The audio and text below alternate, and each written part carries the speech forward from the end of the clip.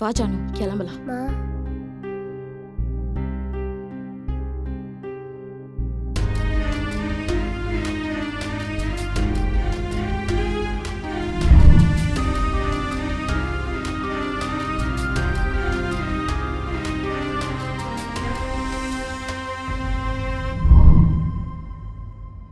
ஐ அப்பா ஏய் ஜானு எப்படி இருக்கீங்க?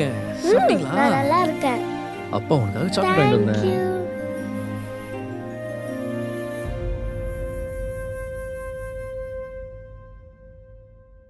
ஒன்பது மணிக்கெல்லாம் டான் இங்க இருக்கணும். இப்ப லேட் பண்ணிட்டு இருக்க மாதிரி அப்பெல்லாம் பண்ணிடாத.